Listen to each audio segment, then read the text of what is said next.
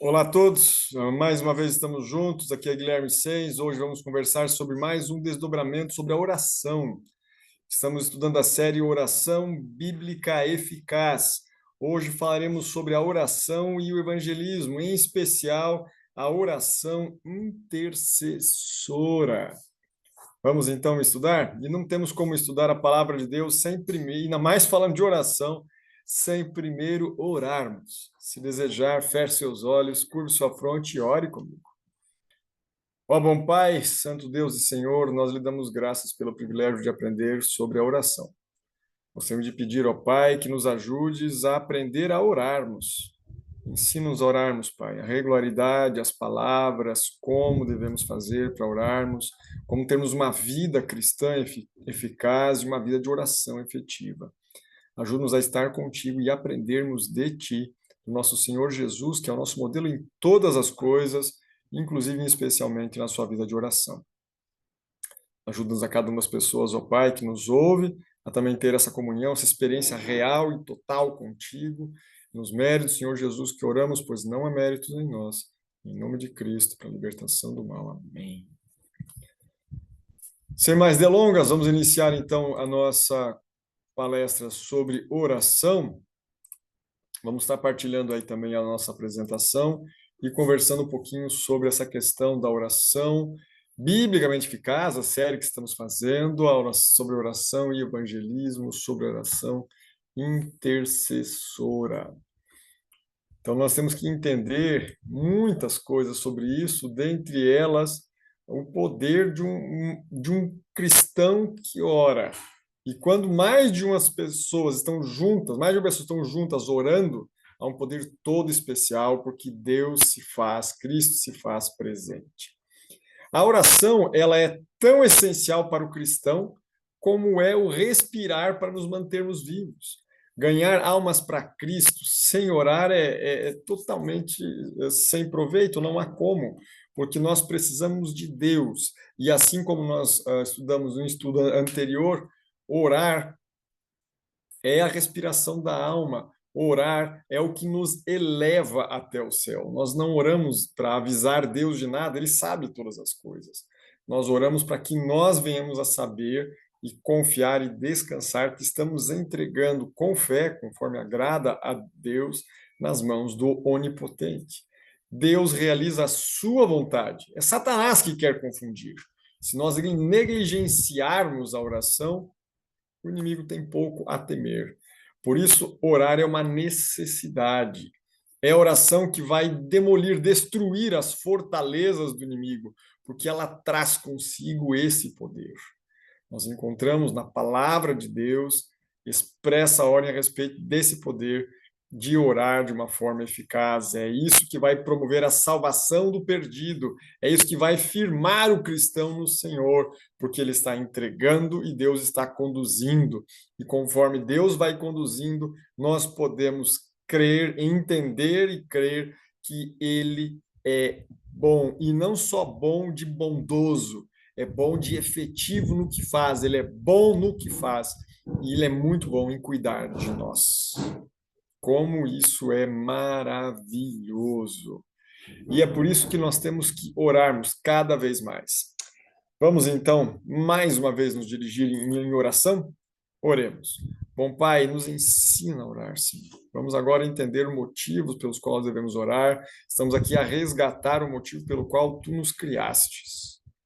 Nos ensina esse motivo, em nome de Jesus. Amém. Se você pegar, então, aí a sua Bíblia, você vai estar acompanhando conosco. Tá? Vamos ler Gênesis, capítulo 1, versos 26 e 27. Gênesis, o primeiro livro da Bíblia, o primeiro capítulo desse mesmo livro, ao falar da criação, nos versos 26 e 27 do capítulo 1, escrito por Moisés, nos diz assim: Também disse Deus, façamos o homem à nossa imagem, conforme a nossa semelhança. Tenha ele domínio sobre os peixes do mar, sobre as aves do céu, sobre os animais domésticos, sobre toda a terra e sobre todos os répteis que rastejam sobre a terra. Criou Deus, pois, o homem à sua imagem. A imagem de Deus os criou. Homem e mulher os criou. Deus criou o homem, o ser humano, à sua imagem e semelhança. Semelhança do hebraico tselem, semelhança ou uma imagem representativa, Deus criou o homem parecido com ele em muitos aspectos. E deu ao homem o domínio sobre toda a terra. Do hebraico radá, governo ou reino. Adão seria o governante, representante de Deus, e deveria não dominar por poder, mas sim ser um governante que guardasse a terra. Da mesma forma, pois representava a Deus, da mesma forma que Deus cuida e protege seus filhos. Ele devia então guardar a terra. Tá? Do hebraico, proteger contra intrusos, manter seguros. Assim, lá no Salmos capítulo 8, no verso 5, nós lemos também assim: Fizeste-os, no entanto, um pouco menor do que Deus, e de glória e de honra o coroastes. Um pouco menor do que os anjos foram feitos, Deus fez o homem um pouco menor do que os anjos. E o coroastes de glória, o coroastes de honra. Coroa de reinado. O ser humano foi criado para ser semelhante a Deus nos atributos de Deus. O que ia acontecer com a terra dependia de Adão. A autoridade e o governo de Adão eram tão completos que ele tinha poder para transferir essa autoridade. E nós conhecemos bem a história relatada em Gênesis 3 da queda de Adão. Adão que conscientemente, Eva foi enganada, Adão conscientemente entregou esse domínio, essa autoridade ao usurpador, ao inimigo de Deus. Tanto que em Lucas, capítulo 4, verso 6, ali no cenário da tentação de Cristo, né, Satanás chega para nosso Senhor Jesus e diz assim: disse o diabo, dar-te-ei toda a autoridade e a glória desses reinos, porque ele me foi entregue, Adão havia entregue, e eu a dou a quem quiser. E nós pegamos em várias passagens, inclusive essas citadas de João, o Evangelho de João, capítulo 12, verso 31, capítulo 14, verso 30, capítulo 16, verso 11, no qual Jesus chama Satanás de o príncipe, entre aspas, né, deste mundo, e usurpou. Então, nós percebemos como o inimigo retirou, arrancou de Deus o domínio da terra, porque tirou através de seu representante de Deus, Adão. Mas nós aprendemos em Romanos capítulo 5 que Jesus Cristo se tornou o segundo Adão. E assim como por um só homem entrou o pecado no mundo, pela fidelidade de um só homem, esse pecado sai do mundo. Jesus Cristo, o homem, verdadeiramente o Filho do homem, veio aqui nascer, viver e retira o pecado do mundo ao morrer e ressuscitar para a salvação do perdido, para a minha salvação, para a tua salvação. E assim nós aprendemos, e nos diz, segundo Crônicas 7,14, se o meu povo, que se chama pelo meu nome, se humilhar e orar, então eu ouvirei as suas preces e sararei a terra. Quando o meu povo ora, se humilha e ora, sai do seu pedestal de orgulho, de vaidade e ora, busca Deus. Era plano de Deus, desde o princípio, trabalhar através dos seres humanos no realizar a sua vontade no mundo. E não independente do ser humano. Deus opera por meio das orações do seu povo. Então, uma das necessidades de orar é que nós temos pessoas que precisam de salvação. E quando o ser humano busca a Deus para ajudar, ser instrumentos, coparticipantes da salvação de outros e ora pelos outros, ele está liberando a Deus para operar através das orações de seu povo fiel, porque muito pode a oração do justo, que confessa os seus pecados, que clama por misericórdia, por transformação de caráter, que tem uma vida de oração, que tem experiência com Deus, muito pode a oração desse justo, porque libera a ação de Deus para salvar o seu povo. O povo deve orar antes para que Deus possa atuar. Certamente, após aí o povo orar, Deus pode orar poderosamente, para trabalhar poderosamente para salvar os seus filhos. Nós vamos orar para que a vontade de Deus seja feita. Nós vamos orar pelo pão de cada dia. Nós vamos orar para que Deus envie trabalhadores para a seara, para a colheita, para a sua obra. Vamos orar para que a propagação do evangelho alcance a todo mundo, para que Jesus então possa vir. Vamos orar para liberar o poder de Deus para executar a sua vontade, porque no grande conflito, o usurpador que tirou o governo de Adão, que se tornou ali o príncipe desse mundo, no grande conflito, ele diz assim: esse aí é meu, eu sei o que vai acontecer. Mas quando alguém que está justificado em Cristo Jesus ora e intercede por essa pessoa, ele dá motivos a Deus para poder socorrer essa que é uma criatura sua e que pode vir a tornar-se seu filho em Cristo Jesus, através de uma vida transformada que pode sim se iniciar pela oração de alguém que intercede. E é desejo de Deus que nós oremos, que nós intercedemos a Ele em oração. Nós percebemos o poder, sim, da oração intercessora, da oração em geral e da oração intercessora em particular. Nós vemos, por exemplo, Elias, né? Ele ora clamando pela seca, e não chove por 3 anos e meio. E Elias ora pelo retorno da chuva, e ele não orou uma vez ou duas, ele orou 7 vezes. O profeta de Deus precisa orar 7 vezes para que aquilo que Deus desejava que acontecesse voltasse a acontecer. Era vontade de Deus enviar a chuva? Era, mas Elias teve que orar 7 vezes. Está bem claro no relato, e vamos a ele, no relato de Tiago, capítulo 5, que tem tantas menções sobre oração do justo. Tiago 5 tem várias menções.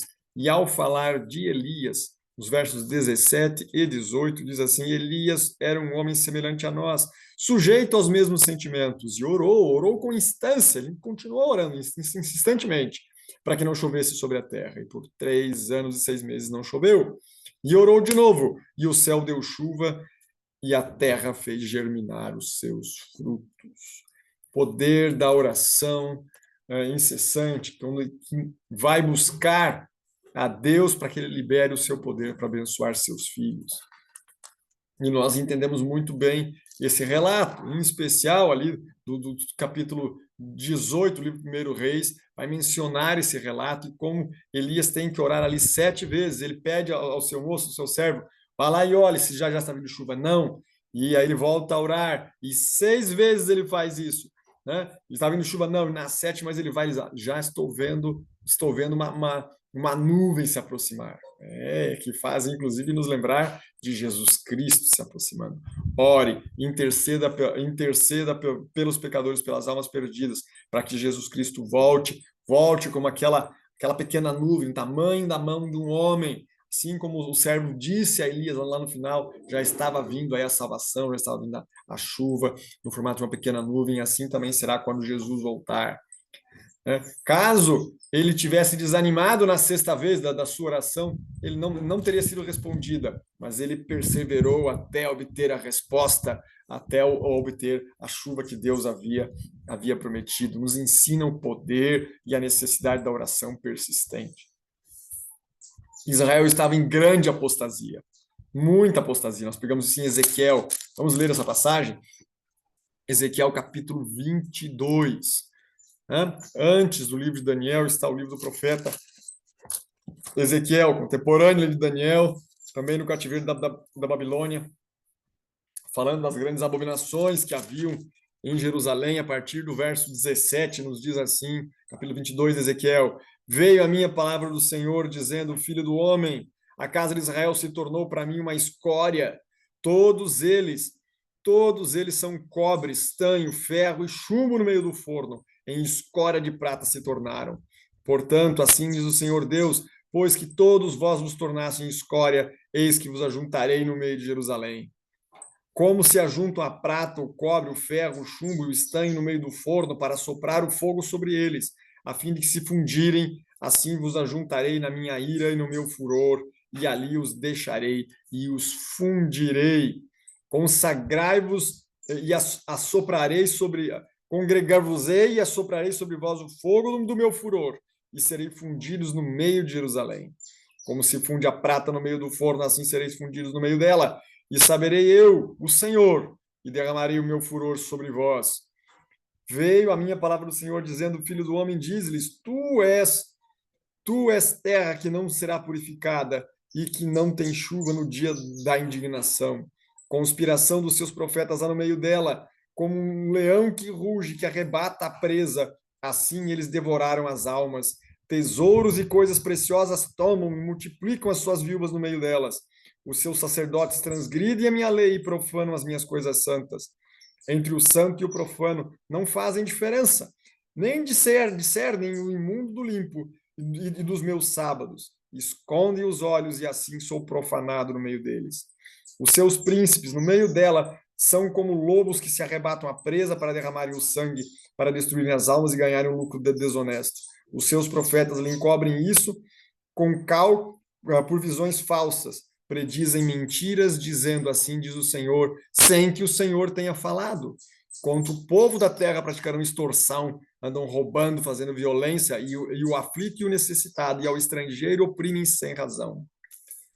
Agora, continuando, busquei dentre eles um homem que tapasse o muro e se colocasse na brecha perante mim, a favor dessa terra. A favor dessa terra, Deus buscou um intercessor. Ele mencionou a desolação que estava a terra, a rebeldia do povo, o engano que havia, a maldade que reinava, a injustiça que acontecia.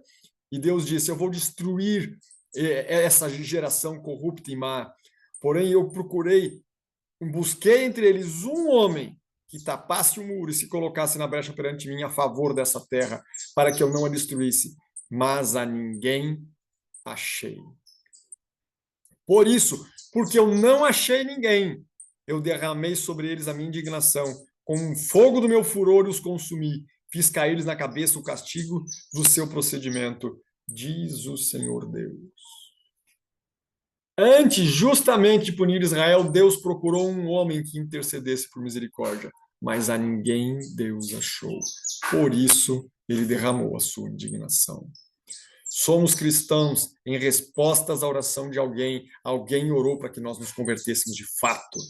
Não basta nós termos nascido num berço cristão, indo de famílias cristãs. Não basta sermos ao Deus de Abraão, de Isaac e de Jacó, ao Deus de papai e de mamãe, se nós não temos o nosso Deus, se não temos a nossa experiência real.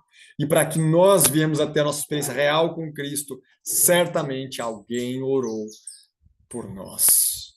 Não devemos apenas orar, mas trabalhar para a salvação das almas. A oração faz parte da fórmula para libertar na terra o poder de Deus para salvar.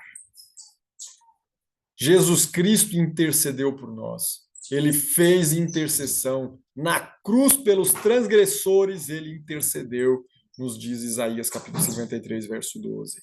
Essa intercessão do hebraico paga, que significa que encontros significativos ocorreram. Ocorreu esse encontro. A misericórdia se encontrou com o juízo, a justiça com o pecado, o amor se encontrou com o ódio, a vida se encontrou com a morte. Ali na cruz, Jesus Cristo intercedeu e encontros importantes ocorreram. Há encontros por meio da intercessão, porque todos os homens, nos fala o texto de Paulo em 1 Timóteo 2:1, encontros de reconciliação entre os perdidos e Deus. Encontros de dissolução entre os perdidos e Satanás. O que implica, já que ocorreu a dissolução, se dissolveu, se rompeu essa cadeia que ligava o perdido ao inimigo de Deus, então isso implica numa reconciliação com Deus. Assim como nós vemos na primeira promessa messiânica, de Gênesis 3:15, que o filho da mulher pisaria a cabeça da serpente, ainda que essa lhe ferisse o calcanhar. Ali nós vimos essa promessa. E o texto de 2 Samuel 1, verso 15, também nos conta desse fato.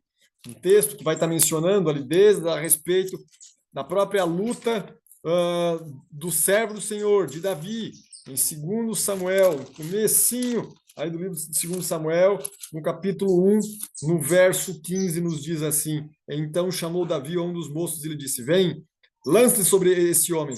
E o feriu de morte e morreu. Será que é necessário lançar mão de um homem para cumprir a vontade de Deus? É necessário que nós venhamos a interceder. E em João capítulo 17, Jesus ora pela união entre o Pai e os crentes, e que Deus os guardasse do mal. Em Hebreus 7, 25, ele continua a interceder como nosso sumo sacerdote diante de Deus. Ele continua a interceder por nós. Jesus orou para que a fé de Pedro não desfalecesse. Tiago exorta os cristãos a orar e interceder uns pelos outros. Paulo intercedia pela igreja. Muitas vezes nós vemos Paulo dizendo que orava pelos crentes. Né? Está mencionado em vários trechos das suas cartas, inclusive Romanos 1, capítulo 9, Efésios 1, 16 e Colossenses 1, verso 9. Na intercessão de Cristo na cruz, ele quebra o poder e a autoridade de Satanás sobre a terra. A partir da cruz, Jesus pode garantir que nele os seus seguidores teriam poder e autoridade contra o inimigo de Deus. Essa é a palavra do Senhor mencionada em Lucas, capítulo 10, especialmente dos versos 17 ao 19. Então regressaram os 70, possuídos de alegria, dizendo: Senhor, os próprios demônios se nos submetem pelo teu nome. Mas ele lhes disse: eu via Satanás caindo do céu como relâmpago. Eis que vos dei autoridade para pisar de serpentes e escorpiões e sobre todo o poder do inimigo, e nada, absolutamente, vos causará dano. Em Cristo Jesus nós temos poder e autoridade para vencermos o mal, se nós permanecermos nele.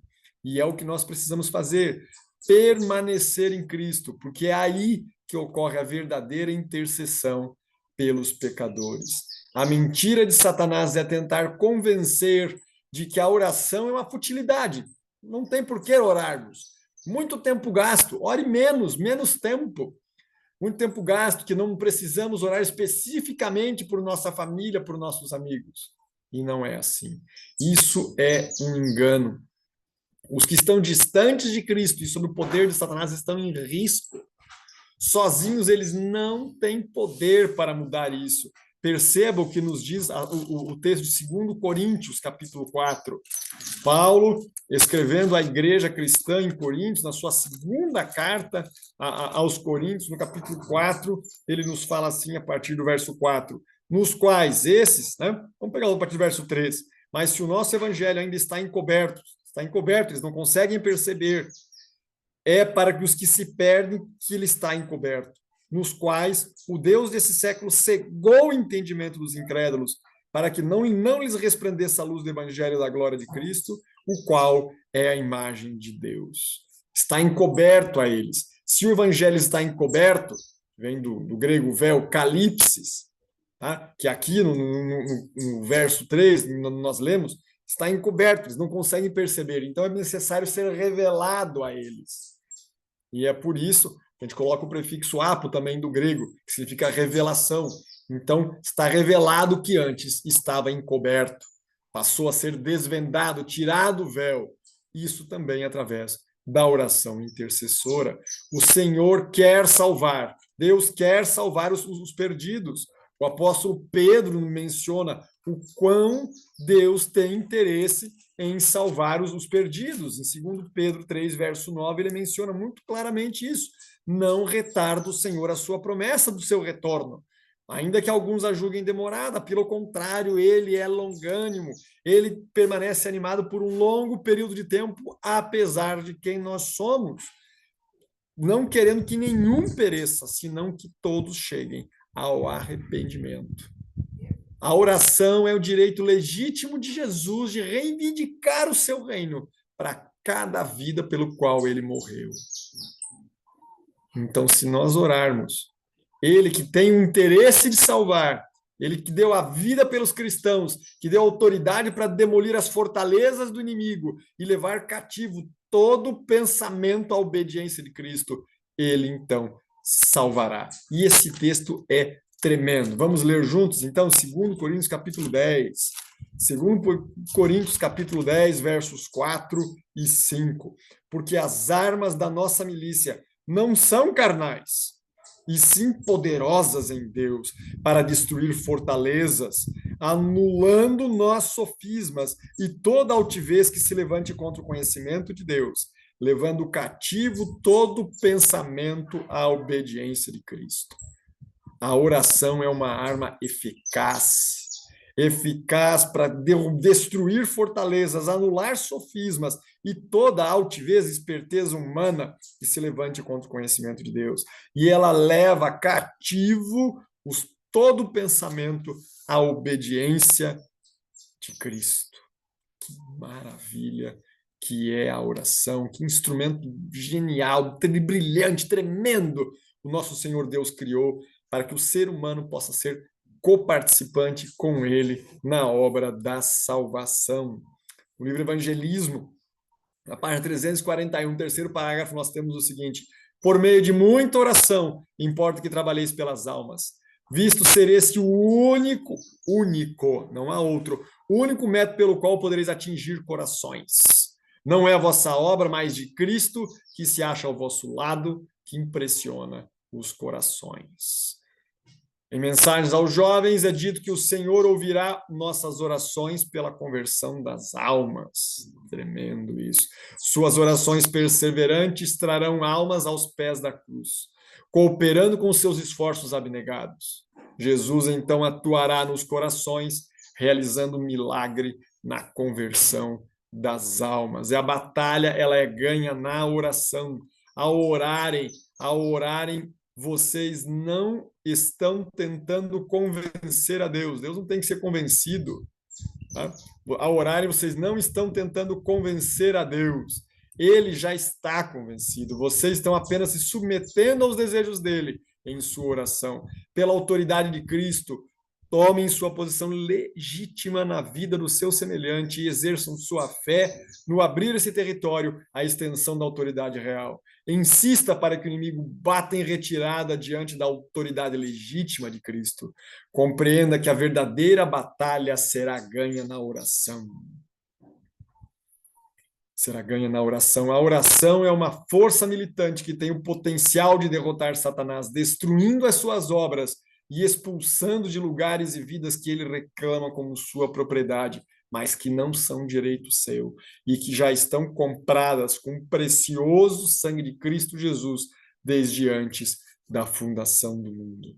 Por isso, ore sozinho ou ore acompanhado, mas ore, porque a oração do justo tem sim poder, inclusive e especialmente para a salvação dos perdidos. Uma igreja que ora pelos perdidos, como resgatados em Cristo, nós temos sim o direito de apresentar as nossas petições diante do trono da graça, sabendo que o Pai é galardoador daqueles que o buscam em Jesus. E inclua então as suas orações os seguintes pedidos. E olhe bem que preciosidade que a palavra de Deus tem para nós. Na oração intercessora biblicamente eficaz pelo descrente, por aquele que precisa ser salvo, nós vamos orar segundo a vontade do Pai e trazer diante de Deus o quê? Que Deus guie os perdidos para si. Isso está na palavra de Deus, nós podemos orar para que Deus guie os perdidos para si, para que eles, os perdidos, busquem conhecer a Deus,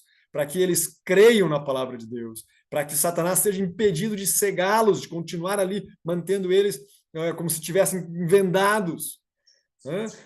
Para que a verdade possa então os libertar, para que o Espírito Santo trabalhe neles, para que eles se afastem do pecado, para que eles creiam em Cristo como seu Salvador, para que eles creiam em Cristo como seu Senhor. Pois essas são as características dos salvos. Ter a Jesus como Salvador, sim, mas também como Senhor, porque Ele é Senhor, nós somos servos, Ele manda, nós obedecemos. E é por amor a Ele que nós obedecemos aos seus mandamentos, para que os perdidos fixem as suas raízes e cresçam em Cristo Jesus. A orar pelos ainda não salvos, creia que Deus é capaz de conduzi-los a Cristo, aqueles aos quais você ora. E depois permita que Deus trabalhe por seu intermédio para fazer isso acontecer. Não basta orar, nós temos que trabalhar pela salvação das almas. Olha que textos, que citações da irmã White poderosas. A primeira está no livro Obreiros Evangélicos. Quanto os nossos jovens entrarem para o serviço do Senhor, não para serem servidos, mas para servirem, houve no passado pessoas que fixavam os espíritos sobre a alma após a alma, dizendo: Senhor, ajuda-nos a salvar essa alma. Que essa seja também a nossa oração. Agora, no entanto, tais exemplos são raros. Quantos procedem como se avaliassem o perigo dos pecadores? Apegue-se os obreiros às promessas de Deus, dizendo: Tu prometestes, Pai, e pedis e recebereis. Eu preciso que essa alma se converta a Jesus Cristo. Solicitai orações pelas almas por quem trabalhais, apresentai-as perante as igrejas como objetos de súplica. Tanto Mateus 18, 19, como Atos, capítulo 1 e 2, falam de como a oração seria mais efetiva se 2 ou mais crentes se unissem para orar. Porque não sentem porque não sentem os crentes uma preocupação mais profunda, mais fervorosa pelos que estão afastados de Cristo? Por que não se reúnem 2 ou 3 e instam com Deus para a salvação de determinada pessoa e em seguida oram a respeito de outra? Formemos em nossas igrejas grupos para o serviço. Unam-se membros para trabalhar como pescadores de homens. Procurem arrebatar almas da corrupção do mundo para a salvadora pureza do amor de Cristo. E ao trabalharem e orarem em nome de Cristo, seu número aumentará, pois diz o Salvador: se 2 de vós concordarem na terra acerca de qualquer coisa que pedirem, isso lhes será feito pelo meu Pai que está no céu. Oremos então, oremos para que a cada um que aqui chegou, ore em uma forma intercessora em favor de seus parentes, amigos ou ainda que desconhecidos, mas que estejam perdidos e que em Cristo eles possam ser salvos. Em nome de Jesus oramos, agradecidos. Amém. Que Deus os abençoe e que nós possamos fazer hoje um momento especial de oração pelas almas que sofrem. Deus os abençoe. Até a próxima oração. Um abraço. Nos vemos.